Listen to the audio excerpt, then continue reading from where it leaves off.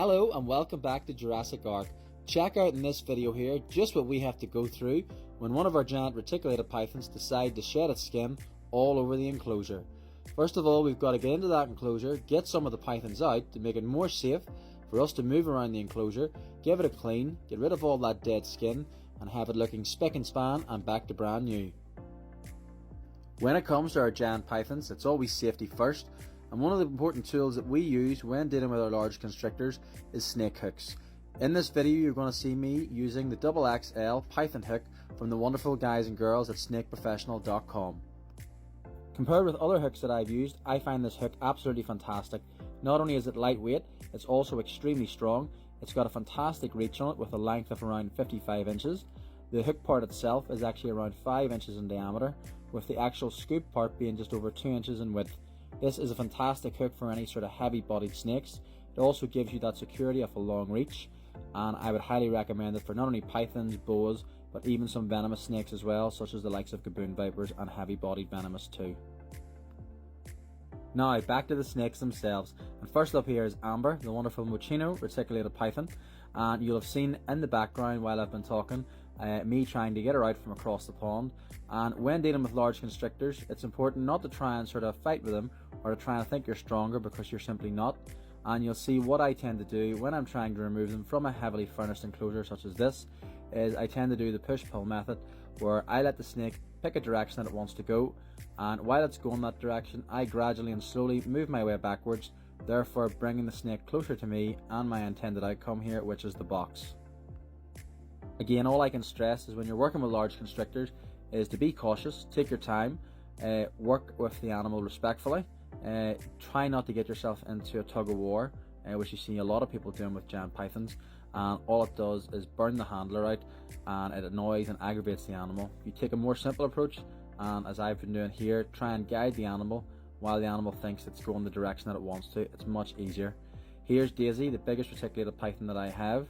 She is 21.5 feet long, and here I'm removing her from her pond. A bit of a difficult situation. The snake obviously now is extremely slippery, and Daisy herself can be quite challenging when being removed from her enclosure. Sometimes she's quite happy to stand her ground and try and get in a bit of a face-off situation with you, and sometimes she will strike, but it's all about reading the animal and getting in there and getting that animal out in a quick fashion like this for Daisy, which is what suits her best. That way she knows it's not food and she doesn't feel as defensive then. With Daisy here at the minute, it's about getting her into the box, using the lid to go back over the box here to give her that sort of bit of comfort and reassurance that she's in a more secure space. It can obviously take a little bit of time, obviously manipulating her back in. Again, you don't want to stress her, and you obviously are trying to be respectful to her.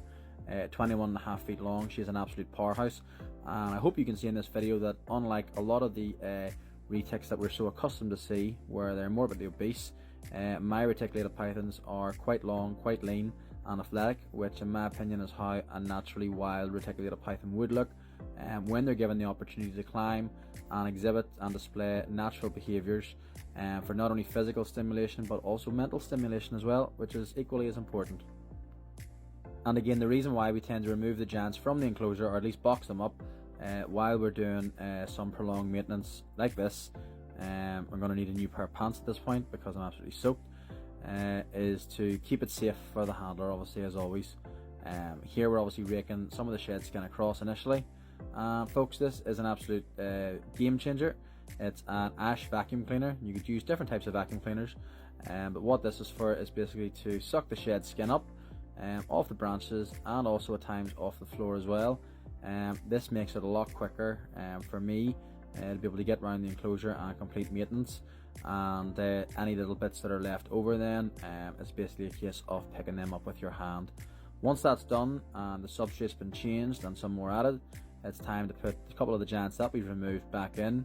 And again, here we've got Amber, the Mochino reticulated python, snake that I think looks absolutely fabulous, and I'm sure you'll agree.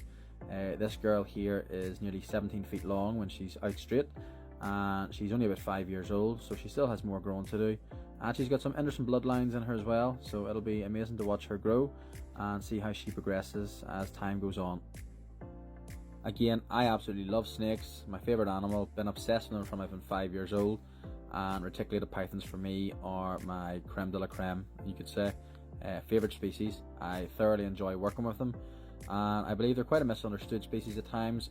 They're not the mean monsters that sometimes can be portrayed or made out to be, and they can be quite a fantastic species to work with when done right, and they exhibit some tremendous behaviours, one of which is they do enjoy climbing, despite the misconception that a lot of people try and portray that when they get too big and too heavy they just want to sit like couch potatoes on the ground.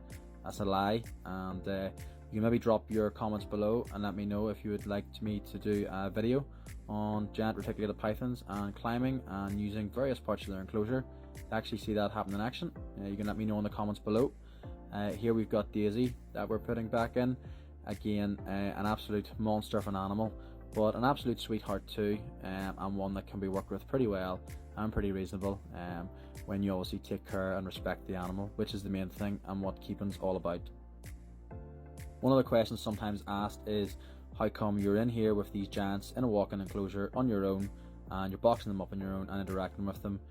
Where is your 3, 4 or more keepers that are there for safety precaution? The answer to that is I've been working with these animals extremely closely, day-to-day basis. I'm well used to the behaviour of the giant species. I don't become complacent, and therefore I do obviously have people that are still on site here while I'm interacting and doing this. And as I say, it's down to reading the animal, reading the body language, and not putting the animal in situations where it's felt uncomfortable. And again, it's one of them things about be a responsible keeper, provide the best housing you can, and watch the animals thrive and not merely survive, which is what our motto here at Jurassic Ark is all about. So folks, hope you enjoyed the video. Let us know what you think in the comments below, especially about another video with regards to climbing activities. And happy herping and stay safe.